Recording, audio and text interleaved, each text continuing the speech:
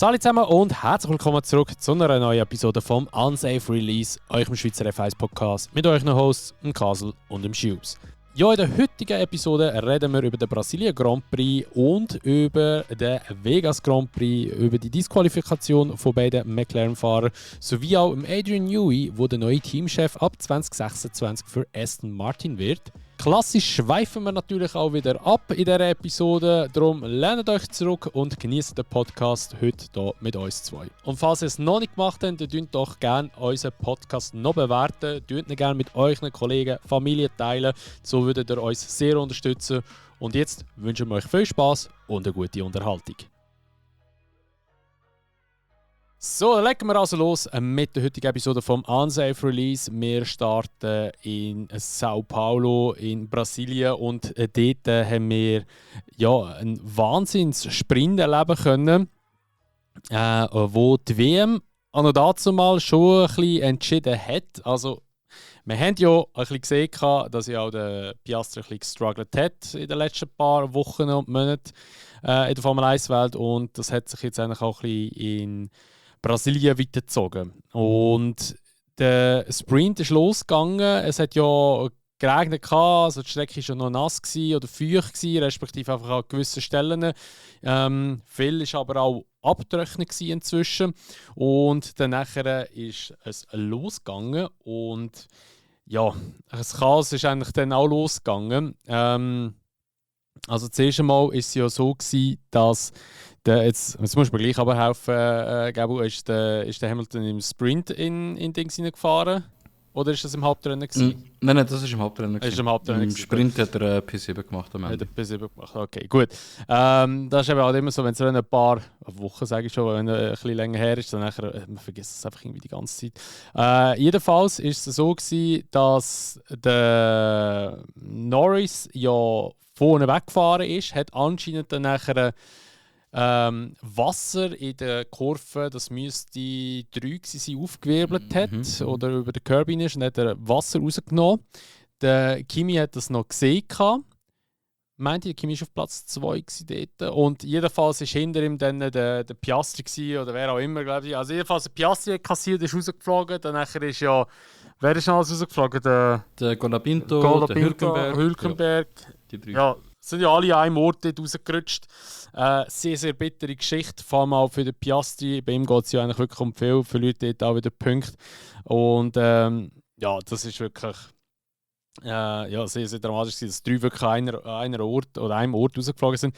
Hat mich ein bisschen an die Szene erinnert, dort mal am Nürburgring, wo es dort auch mal so angefangen hat, dass sind irgendwie so, 4, 5 Autos in der ersten Kurve alle geradeaus rausgeslidet. Sind es noch mehr gewesen? Aber es hat so richtig so den Vibe gegeben. Und, ja, sehr bitter eben. Also für all die Fahrer natürlich. Und es hat eigentlich wirklich so, oder es hat anscheinend wirklich so zusammengekommen, weil eben der Norris dort Wasser auf die Straße oder auf die Strecke rausgewirbelt hat. Und ja, eben, wenn die natürlich mit ihren Slicks drüber fahren, dann nachher, braucht es eben halt manchmal nicht so viel. Man kann sich natürlich auch ein bisschen mehr weghalten vom Curb, aber eben, man versucht natürlich immer am Limit zu fahren und dementsprechend versucht man auch natürlich immer die Kurve möglichst zu eng nehmen. Und das ist jetzt halt passiert, sehr, sehr bitter. Und ja, sonst ist ja eigentlich der Sprint dann relativ fad gewesen, noch bis am Schluss. Bis am Ende, ja. Wo dann nachher der Bortoletto gemeint hat, er muss jetzt mal vor Heimpublikum zeigen, was Abflügen bedeutet. Und zwar er auch wollte einen Overtake wagen. Ich glaube, es war ein Visa Cash App. Ich weiß nicht, ob es Liam oder Hatschar war. Jedenfalls er wollte einen Overtake machen in Turn 1 rein. Ist dann nachher halt nicht mehr auf der Ideallinie gewesen, ist dann sozusagen halt offline gewesen dort. Und dort war es halt nass gewesen. Und beim Anbremsen hat es ihn dann nachher gerade das Heck genommen. Ich weiß gar nicht, ob sogar noch das DRS offen war. Ich meinte es sogar auch noch. Weil das DRS ist ja beim Sprint freigegeben worden. Das haben die noch ein paar ein bisschen kritisiert, weil es ja doch ein bisschen tricky war von den Conditions her. Jedenfalls ist er dann abgeflogen, ist links in die Boxenwand rein und dann nachher, weil ja die Strecke dort durchabgeht, hat es so eine wie eine Kuppe und dort ist er dann drüber reingerutscht und ist wirklich wortwörtlich abgehoben und voll in die Barriers reingeflogen. Und die Schütze vorher nachher geschaut, 57G sind sie, gell? Hast du gesagt? 57G, ja. Ja, also das ist krass, wenn du dir mal vorstellen, für einen Bruchteil von einer Sekunde hast du einfach mal das 57-fache Gewicht von dir. Einfach mal schnell, das ist abartig und ja, er ist dann dort Gott sei Dank nicht verletzt gewesen, hat aber das Qualifying am Nachmittag dann nachher nicht mehr machen oder am späteren Tag, weil das Auto zu stark beschädigt war. Also sie sind mega sagen, das Auto haben sie eigentlich fast zusammengebaut, aber sie haben ihn dann gleich nicht rausgelassen. Er ist ja, glaube ich, sogar auch im Auto reingehockt oder der muss das Zeug alles schon angehabt, dass er einsteigen kann. Aber es hat dann nicht ganz gelangt. Das war sehr, sehr bitter gewesen, natürlich für ihn. Ich denke, vor Heimpublikum hat er da schon auch ja, ein bisschen mehr zeigen und ein bisschen mehr beweisen, was er alles auf dem Kasten hat. Man hat gesehen, Bortoleto Anfangs der Saison schon sehr, sehr stark gewesen noch und sehr, sehr überraschend gut gewesen.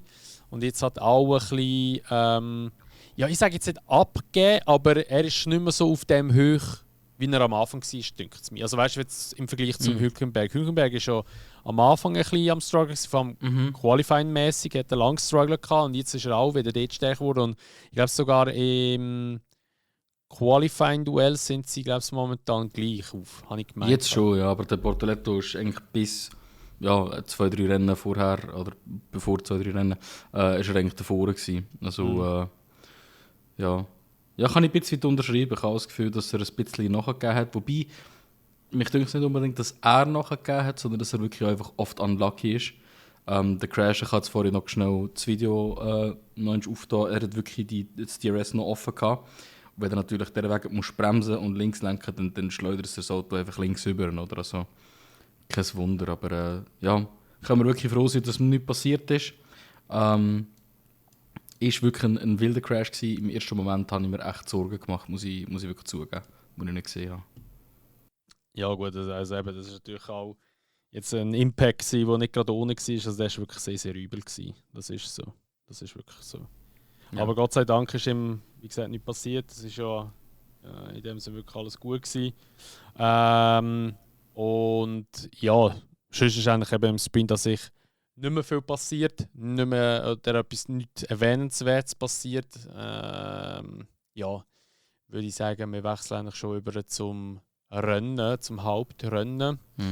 Beim Hauptrennen war es so gewesen, dass ja der Max aus der Pits raus gestartet ist, weil er hat ja auch ein bisschen den Struggle gehabt, das ganze Wochenende mit dem Auto und ist dementsprechend dann nachher aus der Box raus gestartet. Und ja, vorne Norris auf Pole, Kimi Antonelli, Leclerc, Oscar Piastri. Und dann haben wir schon den Hadjar, der eigentlich im Qualifying immer relativ stark ist, muss man wirklich sagen. Und ja, dann ist es losgegangen und ich hatte so wirklich ein bisschen die Hoffnung gehabt, dass dort so, es hat so geile Memes gegeben mit dem Kimi Antonelli und dem Russell und so, mit so, ja, die eigene Terroreinheit, die sie haben, da, dass dort irgendwie so eine geile Dive-Bomb kommt. Ist aber leider nichts passiert. Sind wirklich haben eigentlich alle einen sauberen Start gehabt. Bis auf, ja, dann nachher der Bortoleto, wo der Stroll, nein, umgekehrt, ich glaube, der Stroll hat den Bortoleto gekittet. Stroll hat den Bortoleto gekittet. Also, der Stroll hat wie immer mal einen Stroll gemacht und einfach nicht in den Rückspiegel geschaut. Der Bortoleto ist zwar schon in den Stroll reingefahren, aber der Stroll hat ihm halt zero Platz gelaufen auf der linken Seite. Ja. Okay. No. Sehr, sehr bitter auch für den Bortoleto. Das ganze Wochenende ist wirklich mega verkauft für ihn und auch wirklich bitter, weil er ja, meinen Schlussendlich hat er ja sich sicher etwas anderes gewünscht. Wer sich auch etwas anderes gewünscht hat, ist auch der Lewis schlussendlich. Ja, blöd gesagt, er wirklich ein Auffahrunfall. Ist dort ein Colapinto hineingefahren, den er überholen wollte. Ja, ist halt einfach auch so etwas, wo man muss sagen, es sollte eigentlich nicht passieren. Also vor allem nicht so einen erfahrenen Fahrer, wie es der Hamilton ist. Ja, hat sich dann mit der Karre selber beschädigt und hat nachher später müssen retiren. Und hat dann später, wieso hat es eigentlich ein Safety Car gegeben? Das weiss ich jetzt zum Beispiel auch nicht mehr, oder das VSC. Das Safety Car, was war es? Du bist tatsächlich ein bisschen am Vorgreifen, weil es hat auch schon zum Start, wir haben zwar nicht den Talib Antonelli gehabt, Wir haben aber doch eigentlich haben wir schon den Taliban Antonelli gehabt, weil er hat ja den Piastri getutscht und der Piastri hat den Leclerc getutscht. Und der Leclerc ist dann somit auch rausgefallen. Und Dings, ich glaube, das erste VSC, wenn ich es richtig erinnere, ist mehr einfach, weil es relativ viel Debris eigentlich auf der Strecke hatte. Halt im Hamilton sein Frontwing, vom Leclerc noch gewisse Autoteile, die wir gelegen sind. So ist das, wie ich es in Erinnerung hatte. Und wie ihr da schon rausgehört habt, eben ein Ferrari Doppel-DNF, natürlich sehr, sehr suboptimal. Aber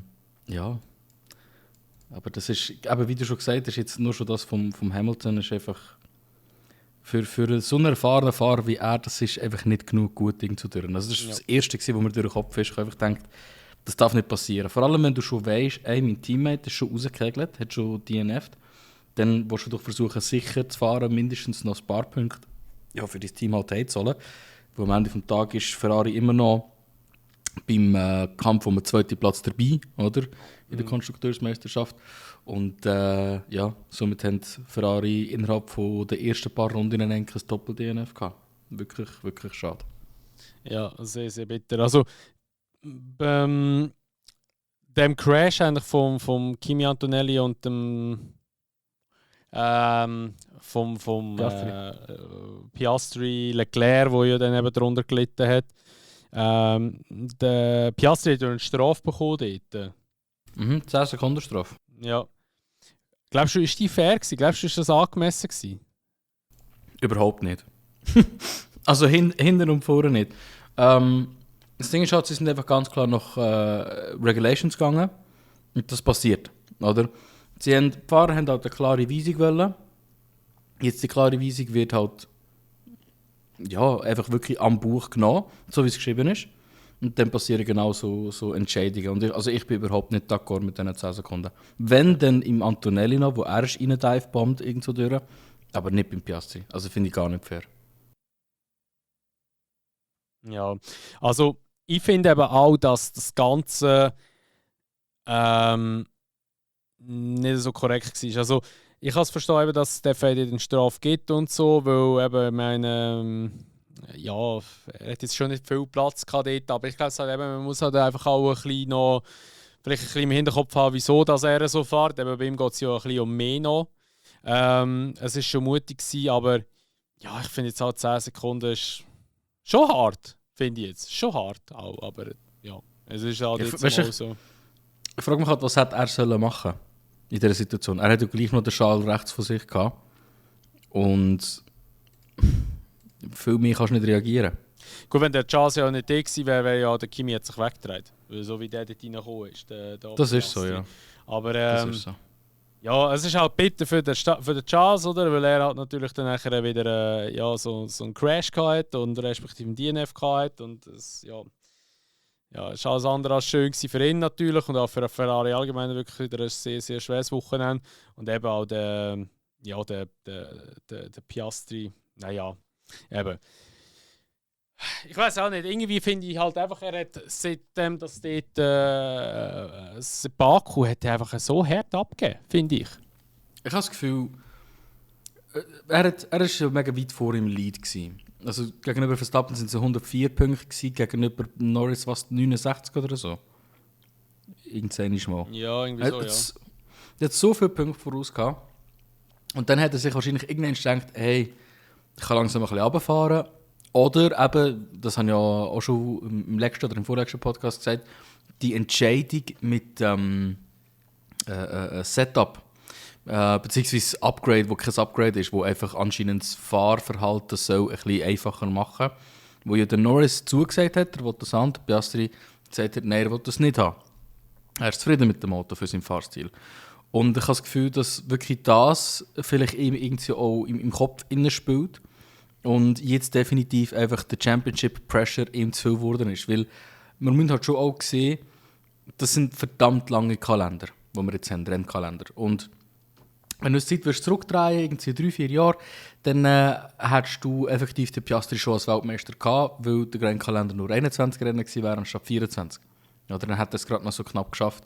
Und ich glaube schon, dass natürlich ein Verstappen sowieso einen riesen Vorteil hat, weil er jetzt halt 4-mal nacheinander eigentlich dort lange Rennkalender gewonnen hat. Und der Norris halt auch, der ist, was ist sein 7. Jahr, sein 8. Jahr, glaube ich. Ich glaube 7. Jahr. Ja. Wenn es mich nicht täuscht. Ja. Und die Erfahrung, würde ich jetzt sagen, zahlt sich halt effektiv aus. Weil das ist das, was wir auch schon die ganze Zeit gesagt haben. Hey, der Piastri ist gleich schnell wie der Norris. Ja, das stimmt vielleicht, aber der Norris hat effektiv halt noch eigentlich das Doppelte an Seasons mehr als der Piastri. Oder ein bisschen mehr als das Doppelte, so muss man sagen, wenn man es genau anschaut. Und dementsprechend habe ich das Gefühl, das merkt man jetzt. Oder? Der Piastri ist sich gewohnt, so lange Seasons zu haben. Der Norris ist sich gewohnt, so lange Seasons zu haben. Und der Piastri crumbled jetzt einfach wirklich unter der Pressure und man sieht es. Also, er macht dumme Fehler, er ist zu aggressiv und er fängt jetzt sogar auch an, effektiv in das reinzukaufen, dass McLaren den Norris lieber hat und den Norris unterstützt. Er hat so einen Post, da greife ich jetzt vor, aber kurz vor dem Las Vegas-Rennen hat er so einen Post repostet für etwa 7 Stunden. Wo es halt darum gegangen ist, dass der Norris bevorzugt wird von McLaren. Und ja, also vielleicht kauft er jetzt langsam wirklich das Ganze drin. Wir wissen ja alle nicht, was hinter der Tür passiert. Aber so oder so habe ich das Gefühl, sind mehr seine eigenen Fehler, die ihn an die Punkte bringen, dass er nachher so schlecht dran ist jedes Wochenende. Und wie du sagst, seit Baku ist fast jedes Wochenende schlecht. Also seit Baku ist wirklich jedes Wochenende schlecht, das ist ja so. Also ich finde, er hat sehr, sehr stark abgegeben. Ich meine, ich habe immer gesagt, ich finde jetzt nicht, dass ein Norris die WM verdient hat, so wie er gefahren ist vom Anfangsjahr, weil der Piastri einfach so dominant war teilweise. Jetzt muss ich hankerum wieder sagen, also jetzt gegen Ende Season ist der Norris definitiv der bessere Fahrer. Weil ich finde, der Piastri macht im Moment einfach zu viele Fehler. Ich weiß nicht, ob es einfach am Druck liegt und wir haben ja schon ein paar Mal über das geredet. Ich finde einfach, dass er sehr, sehr abgegeben hat. Und muss auch ehrlich sagen, ich finde jetzt nicht, dass er irgendwie Championship gross verdient hätte. Also in meinen Augen, oder? Ja, also er müsste noch mal etwas machen, oder? Weil der Norris hat jetzt noch mal etwas gemacht und beweist, oder?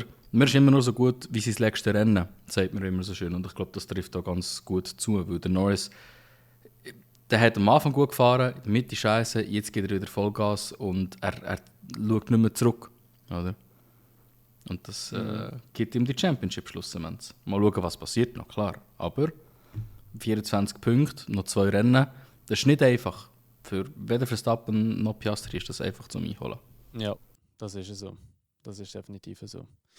Ja, dann nachher was ist noch alles passiert im Rennen?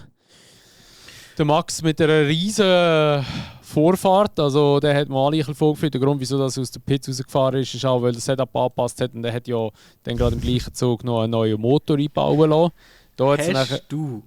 Sorry fürs Reinschnurren, hast du das Video gesehen vom Ocon seiner Perspektive? Aus der Pit-Ausfahrt? Wie er Gutzi gegeben hat dort. Wie er einfach nach der ersten, oder beziehungsweise schon beim Rausfahren den Verstappen fast nicht mehr gesehen hat. Ja, das ist so genial. Der hat wirklich Gas gegeben, der ist mit Knallgas gefahren. Also, er hat ja einen neuen Motor noch reingetan, weil er aus der Pits gestartet ist. Dann nachher hat er sich das gönnen können, weil dann nachher hat er keine Penalty bekommen, respektive, die ist gestrichen worden. Also, er hat sie bekommen, aber hat sie in dem Sinne abgesetzt, weil er aus der Pits rausgestartet ist. Und bei McLaren hat das ein bisschen für, sage ich mal, saures Aufstoßen gesorgt, weil wir hätten einfach halt gesagt, liegt das dann noch in der Budget-Cap drin, so ein weiterer Motor? Weil es heisst, wenn man einen Motor wechseln für eine Zuverlässigkeit oder ein Zuverlässigkeitsproblem hat, sei es legitim, dann dürfen wir das, ohne dass das Budget-Cap betroffen wird davon. Aber das ist ja jetzt rein nur ein Performance-Wechsel gewesen, was wiederum eigentlich nicht in der Budget-Cap drin wäre. Und das wird jetzt eben ein bisschen spannend, ob das dann nachher könnte zur Folge haben, dass vielleicht Budget-Cap an der Limite ist. Oder vielleicht schon darüber raus ist bei Red Bull, wir wissen es ja nicht. Aber das einfach mal so am Rand erwähnt. Also es könnte sein, dass wir vielleicht einmal in einem Jahr da hocken und dann nachher gibt es eine Diskussion darüber, ob das Red Bull Budget Cap überschritten hat letztes Jahr oder nicht. Also ich hoffe es nicht. Laut Ich hoffe Red es jetzt Bull auch ist nicht. anscheinend alles okay und völlig mit einberechnet und die haben das spatzig und ja, mal schauen. Ja, ja.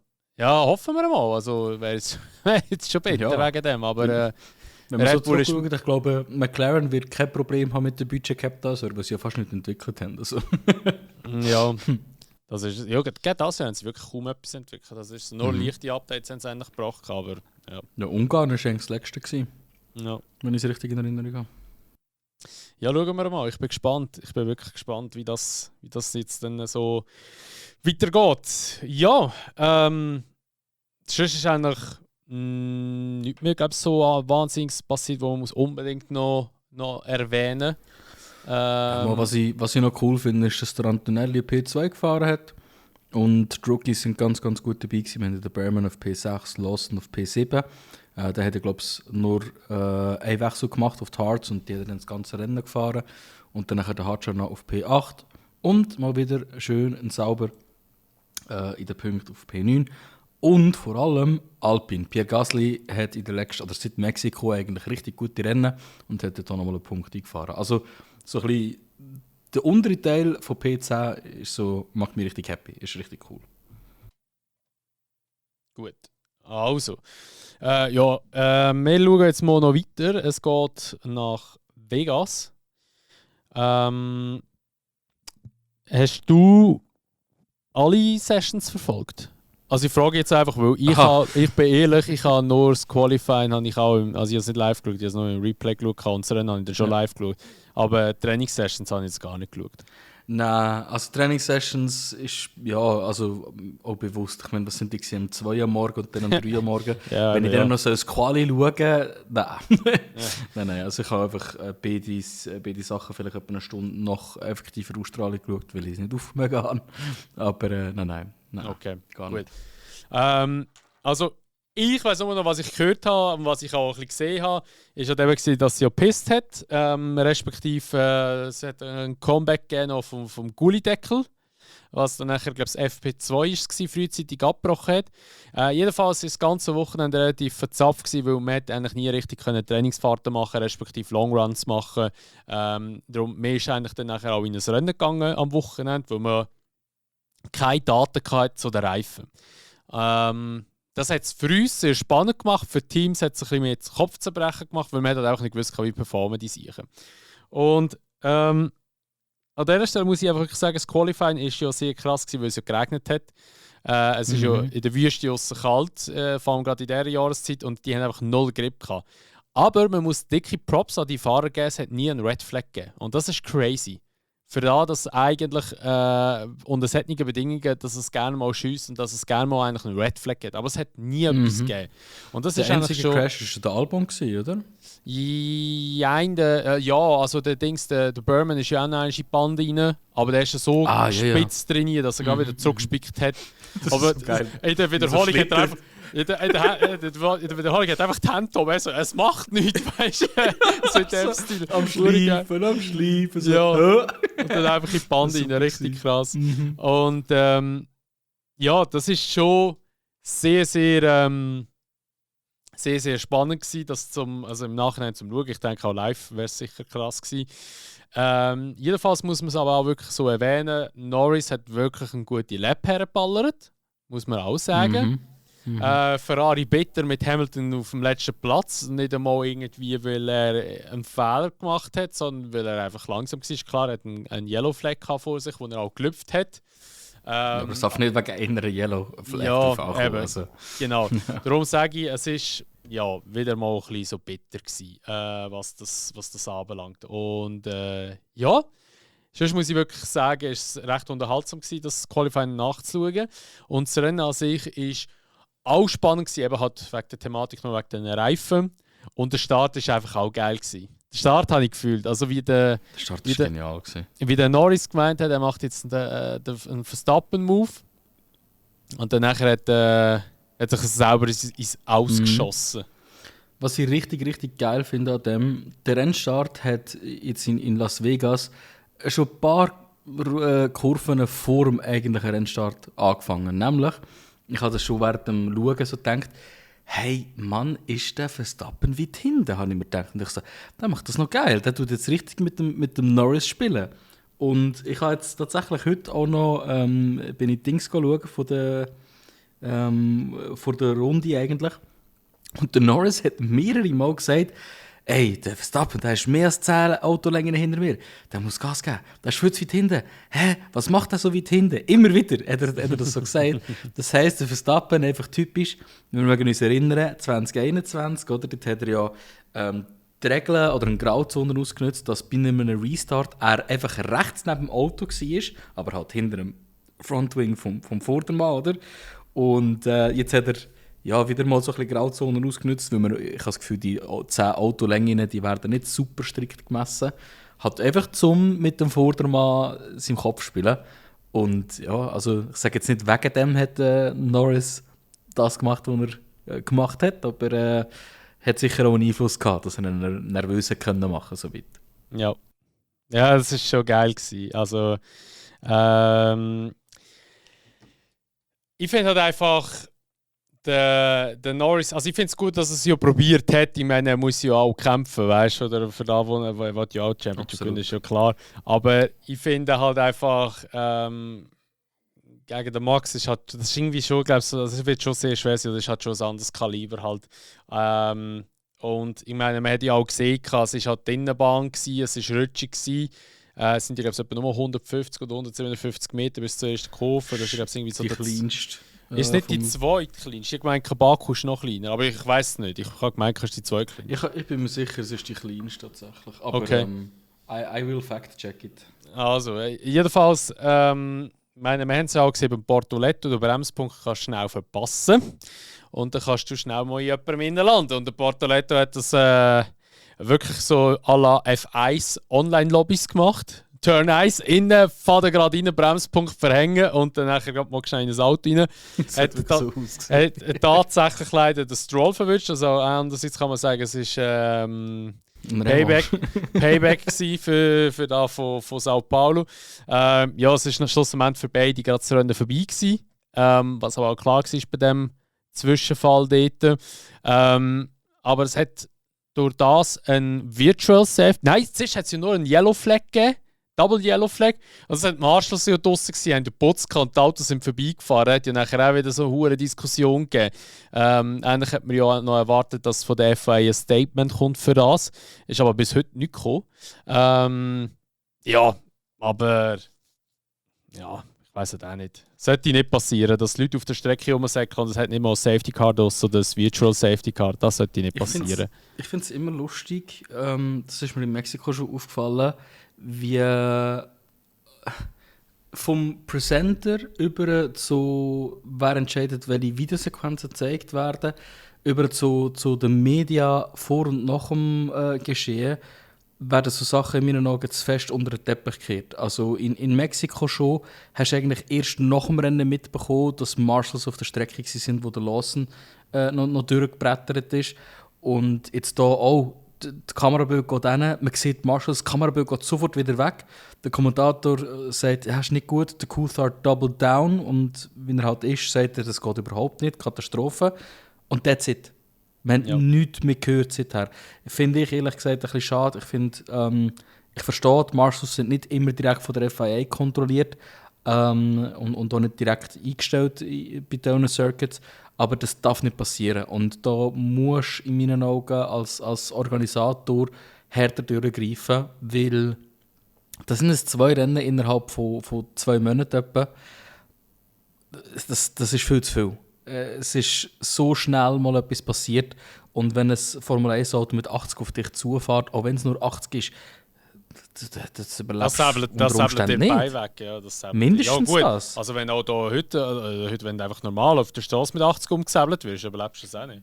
Ja, eben. Also das geht überhaupt nicht. Und ich finde, das ist etwas, wo sie gross dürfen und müssen thematisieren, sodass halt auch die Streckenorganisatoren selber dann ein bisschen Gack in der Hose haben, dass sie bessere Massnahmen treffen, dass es nicht mehr passiert. Es passiert einfach zu viel. Ja, ich glaube es einfach auch, die FIA kann sich auch keine Fehler eingestehen, habe ich manchmal auch so das Gefühl. Oh ja. Also Ich kann mich bei Gott nicht erinnern, dass jemals der FA sich für einen Fehler entschuldigt hat. Weil ich meine, dort in Mexiko haben sie noch im Liam als beipissen, dass er dort so durchgefahren ist bei Double Yellow. Obwohl das er ja, nachher hat ja Cash App hat ja nachher alle Dings hergelegt, Dings kann ich sagen, Telemetriedaten. Also er hat mehr als gelüpft dort in dieser Phase innen. Also er ist dort jetzt wirklich sauber durch. Und darum muss ich dann also auch sagen, sorry, also das sind also auch verdammte Hure, ja, sorry, also das geht ja gar nicht.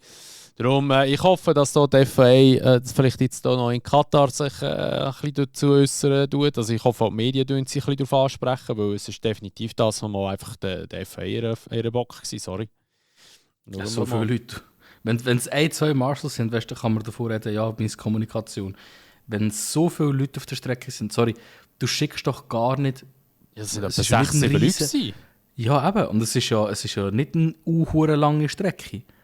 Du schickst die doch nicht alle zusammen so raus, wenn du weißt, ey, die kommen dann übrigens in 50, 60 Sekunden dann schon gleich wieder, oder? Das zieht nicht.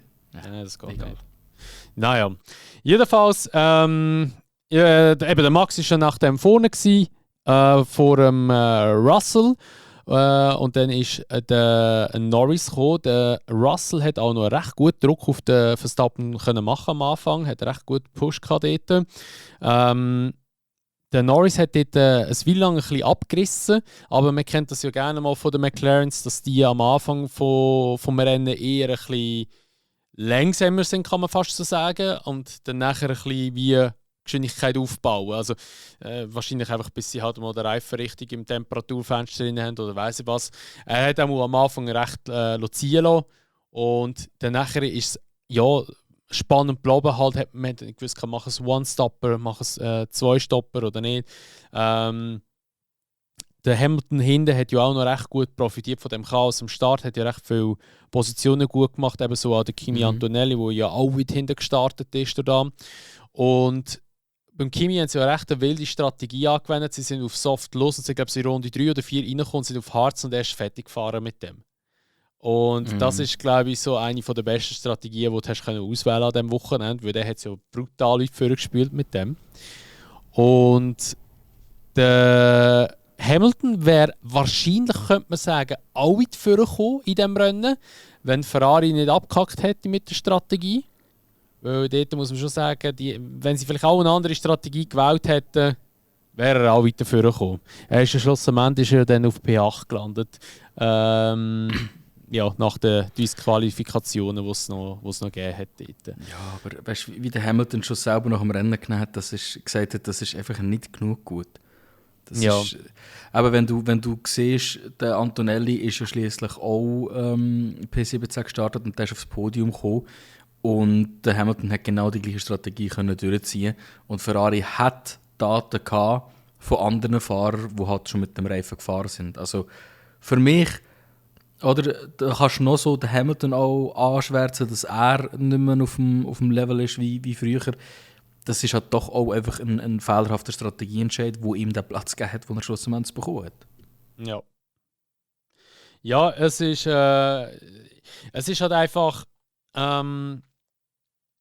sehr, sehr bitter, weil ich meine, wenn ich jetzt auch wieder den Charles anschaue, der war schon schnell auch mit seinem Ferrari.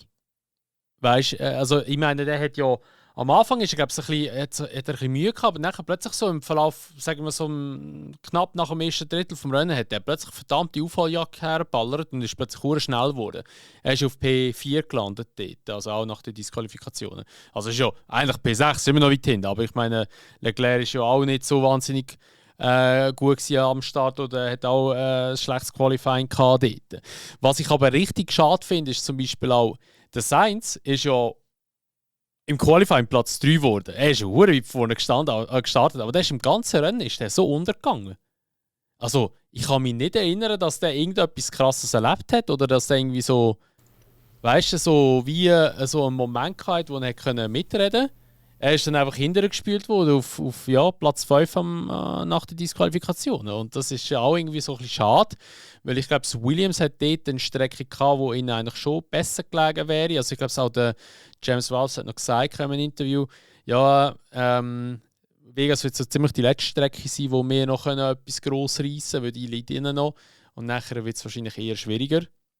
Ja, habe ich ein bisschen schade gefunden. Also das Sainz hätte ich schon gerne noch irgendwie ein bisschen weiter vorne gesehen oder so. Hätte ich schon geil gefunden, aber ja, ich meine, für Williams P5 sind auch gute Punkte. Ich meinte aber, jetzt muss ich aber schnell kurz spicken, ich meinte aber, bei ihnen selber, in der Teamwertung geht es eben um nichts mehr, weil Racing Points, ja, die können sie sind relativ weit vorne. Also ist unwahrscheinlich. Racing Points, sage ich. Racing Bulls, die sind, was sind die? 31 Punkte. Ja, 31 Punkte hinten noch. Also da müsste schon viel passieren, dass die noch wieder vorbeiziehen. Na gut, wir sagen viel passieren, aber so gut wie ein Hadjar momentan fährt, hat er vielleicht noch ein Podium. Ja, gut, er ist ja aber hinter dem Sainz in Vegas. Ja, nein, also von dem her, dem muss ich aber auch sagen, ich kann tatsächlich im Kicktipp, by the way, wenn ihr mitmachen, wir haben, glaube ich, Verlinkung immer noch bei jeder Episode, stimmt das mit drin? Oder ist die nur bei der ersten Episode vom Jahr drin? Kann sein, oder vielleicht ist sie einfach in der Beschreibung vom Podcast drin. Aber ich muss tatsächlich sagen, ich habe in den letzten paar Mal verhängt, mitzumachen. Katastrophe, ja. Dann Aufruf, alle, die wie der Castle die letzten paar Mal nicht mitgemacht haben, jetzt könnt ihr Ende Jahr noch mal ein paar Punkte reinholen. Na gut, ich sage das so, als ob ich irgendeine Chance hätte, noch bis 30, ich bin irgendwie P15 oder so. Auf jeden Fall, ich habe tatsächlich Albon P3 predicted gehabt. Ja, einfach weil halt Williams dieser Weg stark ist auf der Geraden. Und ich hätte ehrlich gesagt schon auch gedacht, dass der Sainz noch ein bisschen mehr rausholen kann. Ja, wobei er ist halt, he's been beat by a Ferrari, 2 Mercedes und 1 Red Bull. Also absolut keine Schande in dem. Eigentlich wirklich super Rennen gewesen. Und noch ganz ein kleiner Anhieb jetzt übrigens, das ist mir gerade noch durch den Kopf, das habe ich vorhin schnell gegoogelt. Der Leclerc hat nach der Disqualifizierung nur 0,19 Sekunden gefehlt, um ein Podium zu haben. Ja, schade für ihn. Ja, Pain. Pain. Pain. Ja, es ist halt einfach, ich finde einfach generell, also jetzt der Vegas Grand Prix, aber muss ich auch wirklich sagen, ich bin ja wirklich kein Fan vom Vegas Grand Prix mit dieser ganzen Show. Aber das am Schluss, ey, die Siegerehrung. Hör mir auf. Also, ich meine, der Gag war ja geil gewesen, auch das Meme, die Anspielung, habe ich gefühlt, muss ich sagen. Aber, Kollege, die fahren eine Viertelstunde zu dieser fucking, zu dieser Fontäne-Show, die ja nicht mal live war, das ist eingespielt worden. Das hat mich so gefickt, wo ich das gesehen habe. Das war live, Alter. Ich hab gedacht, Alter, was geben dir einfach alle, Mann? What the fuck, Mann? Ey, da bin ich so ins Loch gefallen. Und dann da ist der Mickey Mouse so am rumzappeln und weiss nicht was. Und hast du gesehen, da hat einer mit ChatGPT und weiss nicht was, hat er ein Bild gemacht, wie der Christian Horner in dem Kostüm ist. Ey, ja. Ich hab so einen Lachflash geschoben, Mann. Ja, das habe ich auch gesehen. Also ich muss wirklich sagen, so fest wie ich die ganze Entwicklung von Social Media, Formel 1 und Netflix, alles drum und dran hasse, also wirklich hasse es wirklich. Das ist, wie alles, weißt, immer so in den Medien großgezogen wird und eben so die Fanboys und Erfolgsfans, wo alles geht, weißt wirklich, ich mag das einfach nicht mehr sehen, das ist wirklich manchmal zum Kotzen, aber die fucking Memes von der F1 teilweise, Alter, die sind so geil, die holen mich einfach so, aber es trifft einfach so hart meinen Humor teilweise, das ist nicht normal. Und für das feierst du wiederum, aber alles andere ist einfach manchmal wirklich Trash, man. Da wünsche ich mir einfach Formel 1 von 20 Jahren zurück, man. Aber egal, ja, anderes Thema. Es ist einfach too much irgendwo durch. Ja. Also ich stimme dir einfach zu, ich meine, eben, das mit dem Rennfahren, dass es unbedingt vor dem Bellagio muss sein, das verstehe ich auch noch. Aber wieso muss jedes Mal irgendeine bekannte Persönlichkeit Interviews mitführen und so? Ey, stellt mir einfach den Martin Brundle an, ich bin völlig happy mit dem. Aber gell, jetzt mal ohne Scheiß. Was war das für einer, der neben dem Kult hat? Irgendwie so ein Hollywood-Star? Noch nie gesehen oder so in einem Film? Bin ich ganz ehrlich. Aber look, im Kult lieber er als letztes Jahr der fucking Terry Crews, Mann. Das ist so peinlich, weil man einfach gecheckt hat, der hat keine Ahnung von dem Ganzen. Ja. Aber ich habe es geil gefunden. Im Kult hat sein scheiß Scottish Accent, Mann. Was der für Wörter teilweise rausgeballert hat. Also, wie er es einfach betont hat. Ey. Und nicht mehr können ab dem Interview. Also ich bin mittlerweile umgestiegen. Also ich wollte einfach immer in der Coverage wollte ich mindestens ein Formel-1-Fahrer dabei haben, wo mir etwas sagt. Das heisst, ich schaue die Main-Coverage von Sky schaue ich nur noch, wenn entweder der Martin Brundle dabei ist, ich liebe ihn, oder der nicht der Carter Kane, wie heißt der andere? Der Chandok, der Karun Chandok. Weil dann hast du ein bisschen Insights von einem Fahrer, der selber auch in der Formel 1 war und so weiter und so fort. Das finde ich super. Aber im Formel 1 Coverage hast du das meistens nicht mehr, die normale Sky Coverage. Und der Crofty geht mir oft auf den Sack. Wegen dem schaue ich die ganze Zeit, seit den letzten 6-7 Rennen, schaue ich eigentlich nur eine F1 TV Coverage. Und dort ist fast immer der Coulthard dabei, der Jolyon Palmer und der Ex-Formel-2-Kommentator, den ich auch sehr, sehr cool finde. Und da muss ich echt sagen, also im Coulthard und Palmer ist richtig eine geile Kombi zum Zulassen. Also wirklich kann ich wärmstens empfehlen, wenn ihr irgendwie auch die Schnauze voll habt vom Crofty oder so, zieht euch das mal rein. Das ist echt noch cool. Ja, Coulthard allgemein ein sehr, sehr sympathischer Typ. Und ich habe ja, der ist ja, lange ist der ja bei der beim britischen TV-Sender dabei gewesen, bei Tele 4 oder ich weiß nicht, wie das geheißen hat. Irgendwie so etwas. Ja. Aber jetzt anscheinend nicht mehr, ist auch beim F1 TV dabei. Aber eine sehr gute Ergänzung, bin ich ganz ehrlich. Viel besser als da, weiss ich was für komische Leute manchmal stehen. Jedenfalls, ja, der Max hat das Rennen gewonnen, noch so erwähnt. Ja. Und Norris Platz 2 und der Russell auf Platz 3. Ja, was ich richtig geil gefunden habe dort beim Norris, wo er gesagt hat, so, dass die ist Turn 1, hat er ja gesagt, was hat er gesagt? Nicht messed up, der hat gesagt, fucked up oder so irgendetwas hat er gesagt. Und dann so alle ganz, wie sie geschaut hat, so, oh shit, so das gibt einen Penalty. Ja. Aber ich glaube, es hat keine Strafe gegeben. Also, bis jetzt, also, ich habe noch nicht gelesen. Wenn es keine Strafe gegeben hat dafür, dann muss ich echt sagen, das ist peinlich für die FIA. Für das hohe Drama, das sie beim Max die ganze Zeit gemacht haben. Ja, Mann. Also, nein, das geht gar nicht. Aber auch dort, weißt du, wo das war und als ich das gelesen habe, habe ich einfach nur so gedacht, so, Alter, dort war der Max Thor einfach schon eine Legende gewesen, wo er einfach provokativ in der FIA-Pressekonferenz kaum Antwort gegeben hat und nachher rausgegangen ist und allen Medien hat er Antwort gegeben auf die Fragen, die sie kann, auf seinem Wortlaut. Das habe ich so gefühlt gehabt. Full Circle, kommen wir wieder zurück zum FIA, kann die Fehler nicht eingestehen. Wer weiss, vielleicht haben die ja durch das mit dem Max Verstappen dann halt gesagt, ja, okay, na gut, wir würden nämlich schon gerne haben, dass ihr wieder normale Interviews führt. Wir lassen das jetzt sein oder wir nehmen es nicht so streng. Und dass sie halt wie öffentlich nie bekannt gegeben haben, dass sie die Regeln rausgenommen haben. Ja, das wäre echt noch funny. By the way, ist dir auch schon mal aufgefallen, es gibt ja auf Instagram, weißt du, ob du es schon mal gesehen hast, von F1, es gibt immer so plötzlich so Posts für F1 Kids, wo alles so animiert ist und so behindert aussieht. Das ist so cool. Nein, ich finde das so cool. Alter. Hast du dir schon mal aufgefallen, dass die Kommentarsektion immer gesperrt ist?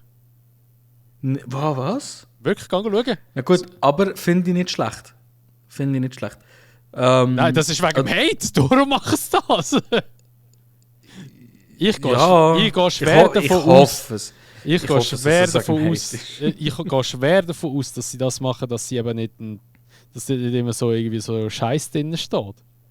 Ich weiß es nicht, weil das Ding ist, ich finde es eben an und für sich mega cool.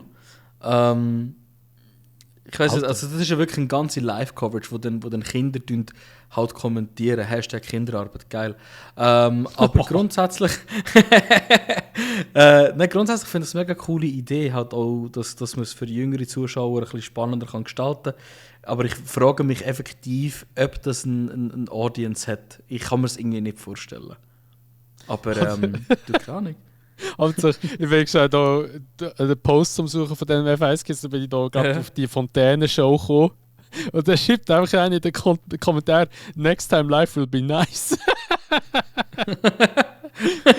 Oh Mann. Aber ich finde jetzt kein Dings mehr, also kein so einen Post. Aber eben, ich weiss nur, dass es gibt immer wieder so die Videos und so, und jetzt ist immer die Kommentarsektion ist immer ausgeschaltet. Aber ja. Ja, anyway, jedenfalls kommen wir jetzt endlich eben zum Hauptthema vom Las Vegas Grand Prix. Es hat nach dem Rennen hat's plötzlich ist der Joe Bauer, oder Joe Bauer, wie heißt der? Joe Bauer heisst er. Ist plötzlich bei der McLaren Garage auftaucht und das ist immer ein schlechtes Zeichen, wenn der plötzlich auf der Matte steht in einer Garage. Ja. Und zwar haben sie dann eben festgestellt, dass der Unterboden, der Plank unten, ein bisschen mehr abgefahren ist als er sollte. Der ist ja 9 oder 10 mm. 0,9 mm. 0,9 mm. Nein, 9 mm. 9 mm, ja, Entschuldigung. Und er darf nur einen Millimeter abschleifen über das ganze Wochenende, respektive Qualifying weg bis zum Ende des Rennen. Und wenn du drüber bist, egal wie viel, 0,001 wie viel, bist du disqualifiziert. Weil, wenn er zu fest abgeschliffen ist ja das ein Zeichen, dass das Auto tiefer ist oder zu tief in Anführungszeichen ist.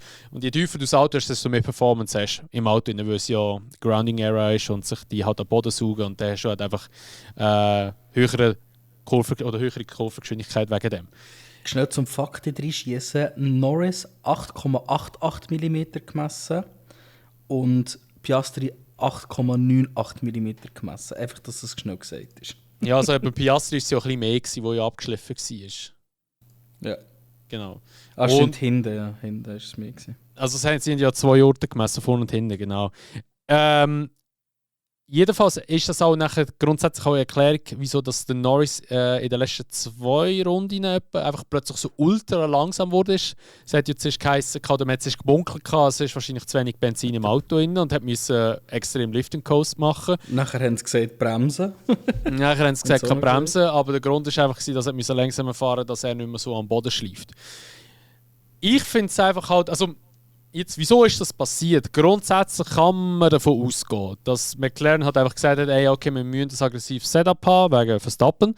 Und Vegas ist nicht so unsere Strecke und darum haben sie wahrscheinlich das Auto einfach zu tief eingestellt und hat zu viel abgeschliffen. Jetzt rein theoretisch hätte das eigentlich müssen einer bei der McLaren Heinis Garage, Ingenieure, wer auch immer, hat das müssen eigentlich, also einer von den Daten hat das müssen eigentlich feststellen und das melden und man hätte frühzeitig da eingreifen. Weil die Platten sind mit Sensor ausgestattet, also die wissen genau, wie viel das schon abgeschliffen wurde und wie viel das noch übrig ist.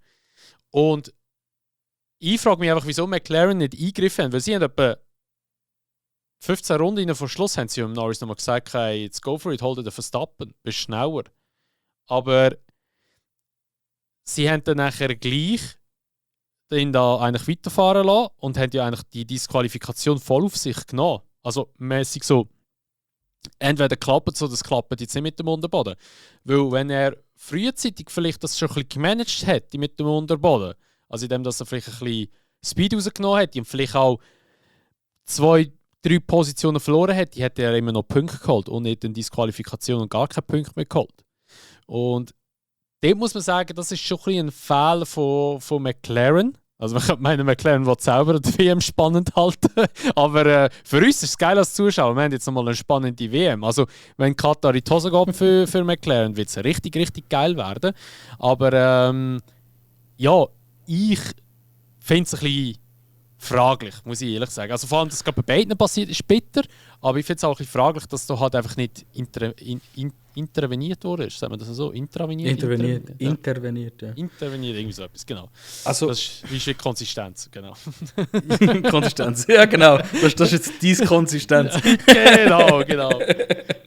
Also, schau, ich bin da wirklich ein bisschen auf deiner Seite, weil ich meine, nur weil man sagt, ey, mir ist egal, wenn einer von meinen Fahrer Championship oder wenn beide meine Fahrer Championship nicht gewinnen, hauptsächlich kann ihnen einen fairen Fight können geben, finde ich das dann noch ein bisschen schwächer, wenn man, nachdem man jetzt die Konstrukteursmeisterschaft gewonnen hat, so ein bisschen vor davon einen Scheiß geben, ob die Fahrer jetzt gewinnen oder nicht.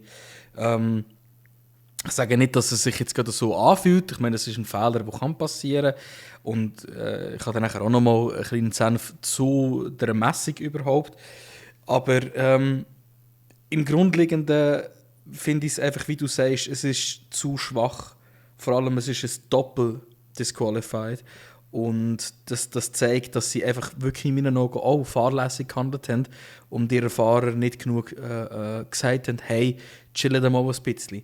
Andererseits muss man auch sagen, egal wie genau man kann messen, eben, also 0,07 mm bis 0,12 mm, also das ist vorne, hinten, beim Norris und 0,10 mm und 0,26 mm beim Piastri ist basically nichts. Also das ist zweimal ein umgekehrter Zehennagel oder so.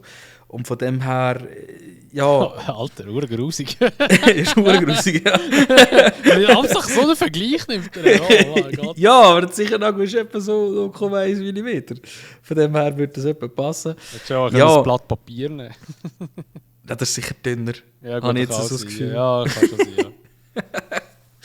Auf jeden Fall, nein, also... Zehennagel. Da musst du einfach als Team professioneller sein und dich gar nicht in so eine Lage bringen. Was mir aber auffällt, das ist ja eine Regulation, wo wir jetzt immer wie mehr haben. Und vor allem, es ist ja auch, glaube ich, eigentlich ursprünglich reingekommen oder verschärft worden zumindest, seit der Ground Effect Era und vor allem seitdem die Fahrer gesagt haben, ey, das ist nicht gesund mit dem Porpoising. Und wenn ich es richtig in Erinnerung habe, ist das doch wegen dem gekommen, oder nicht? Habe ich das richtig im Kopf? Das kann sein, ja. Auf jeden Fall, was mir seither auffällt, seitdem wir das haben, das ist jetzt 3-4 Jahre oder so, es sind oft Strecken mit extrem langen Geraden. Zum Beispiel der Russell, der Belgien gewonnen hat. Das war das letzte Jahr, glaube ich, wo dann auch der Win aberkannt worden ist wegen dem. Ich frage mich, ob die FIA nicht mal anfangen schauen, ob man bei Strecken mit höherem Downforce-Level eine grössere Margin reinbauen will. Es ist ja die 9 mm auf jeder Strecke. Und ob man dann halt sagt, ey, bei Strecken mit höherer Downforce, das ist zum Beispiel dann auch Katar oder eben Belgien oder jetzt hier Las Vegas, wo ja auch sehr viel Highspeed ist, dass man dort halt sagt, ja gut, dort darf man bis 8,5 mm oder bis 8 mm. Weil ich weiss nicht, wie fest man das effektiv nachher kontrollieren zusätzlich. Weil ich denke mal, wenn jetzt der Norris und der Piastri hätten sollen so fahren, dass sie nicht disqualifiziert wären, hätten beide pro Runde 1 bis 2 Sekunden verloren. Und das ist ja dann irgendwo auch nicht der Spirit vom Sport. Du willst schon, dass sie pushen können, du willst schon, dass sie schnell fahren können. Aber ja, schlussendlich kann man dann auch einfach wieder sagen, die Regeln sind für alle gleich und alle anderen haben es auch geschafft. Ja. Verstappen hat es auch geschafft und das war schnell gewesen. Das ist so. Obwohl gesagt, aber sind nur die ersten 10 Autos kontrolliert worden. Aber das ist ja normal. Das ist das gleiche wie bei der Weight Bridge. Du hast die Weight Bridge auch irgendwie im Quali 6, 7 oder 8 Autos, die kontrolliert werden und nicht das ganze Feld, oder? Ja, das ist, es ist halt einfach ein Zufallprinzip, blöd gesagt. Genau. Manchmal kommst du durch, manchmal nicht. Ja. Genau. Das ist Ja, also ich verstehe deine Überlegung, ich finde es eigentlich auch recht eine geile Überlegung. Die Frage ist halt einfach, wie relevant wird das noch das nächste Jahr sein, halt, gell? Weil ich meine, das nächste Jahr ist ja der Grounding, also Ground Floor, der gibt es ja nicht mehr so, wie wir es jetzt haben. Also nächstes Jahr wird der Unterboden wieder so sein wie 2017 bis 2021. Und die Aerodynamik geht ja mehr oben über das Auto rein wieder. Also sie geht ja eigentlich wieder zurück, wie es vorher war. Richtig dumm, aber egal. Ja, okay. Weil sie haben ja Ja, gemotzt, aber weißt du, jetzt ist ja der Motor, der das ausgleicht, weißt du? ja, aber dann heisst es dann, Dirtier. Also, man hat ja auch gesagt, jetzt ist viel besser mit der Dirtier, es ist ein neues Racing. Ja, mega, man sieht es. Aber ja, da bin ich dann hure gespannt, wie das wird das nächste Jahr. Also ich freue mich richtig auf 26, wegen der neuen Fahrzeuge und alles. Aber ich habe immer noch nach wie vor Befürchtung, dass das einfach eine richtige Blamage wird, wegen diesen ganzen Motorengeschichten mit Overdrive-Mode, wo nur 20 Sekunden hebt und dann nachher ist der Karren tot gefühlt. Ja. Ich freue mich jetzt schon auf 2030. Es ist auch. traurig, aber weißt, ich meine, auch das Mindset ist ganz anders, weil ich mag mich ganz klar erinnern, wir haben ja dann auch schon Podcasts gemacht, wir haben viel eine grössere Vorfreude gehabt, wo das andere Regelwerk kam. Also meinst du Also jetzt. 22 Regelwerk? 22. Ja, dort haben wir viel mehr Freude dran gehabt und viel mehr spekuliert. Jetzt ist es so, ja, okay. Es verändert sich hure viel, weißt du? Es ist komplett ein neues Auto ab nächstes Jahr. Aber wir freuen uns beide eigentlich gar nicht drauf. Ja, weißt du, ich sage halt einfach, das Auto an sich, das Chassis, das sie haben und alles. Und also auch die Active Aero-Scheiße, die sie verbaut haben. Das ist eigentlich nicht einmal so dumm. Es ist okay, es ist gut. Ja, was mein grösstes Problem ist einfach der Motor, den sie verbauen. Und dass du halt einfach, für mich ist halt einfach Formel 1 immer 1,5 Stunden immer, also in einem Rennen 1,5 Stunden immer an der Limite sein oder einfach halt maximal performen. Und jetzt cruisen die blöd gesagt einfach dann pro Runde, sagen wir mal, die Runde 1 Minute 20 geht, jetzt so wie in Monaco, cruisen die 1 Minute und 20 Sekunden sind es unter Vollbelastung. Es ist jetzt basically ein 1,5-stündiges Endurance-Rennen. Ja, und das finde ich halt einfach hure schade. Ich finde es ist nicht Formel 1 würdig in meinen Augen oder halt einfach so, wie ich die Formel 1 kenne.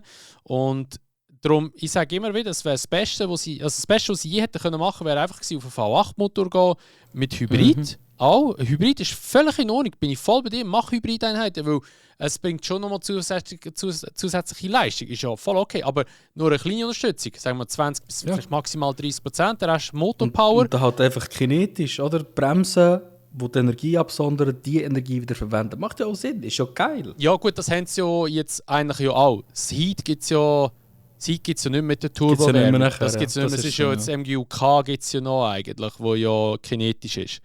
Aber Kers reinfetzen wieder. Weil Kers so einen Overtake-Button machen, das war noch geil gewesen. Das habe ich noch cool gefunden.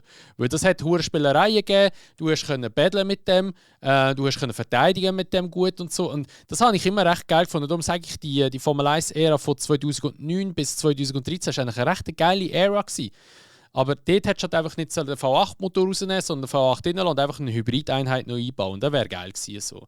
Aber ja, mal schauen, eben vielleicht 2030 kommt es so. Weil eben das Auto an sich, das Konzept, kleiner, schmäler, leichter wieder, das ist tipptopp. Das entwickelt sich in eine Richtung, die auch gut ist, die auch für die Zuschauer spannender ist und für die Fahrer auch wesentlich geiler ist zum Fahren, als so einen hure schweren Brocken. Aber einfach der Motor. Das ist schade. Weil, wenn die Hybrideinheit kleiner machen, wird das Auto auch wieder leichter. Du würdest auch nochmal vielleicht etwa so, sage ich jetzt mal, keine Ahnung, 5, 6, 7, vielleicht sogar auch 10 Kilo einsparen. Ich weiß nicht, wie viel das ist. Aber das würdest du auch nochmal ein bisschen einsparen.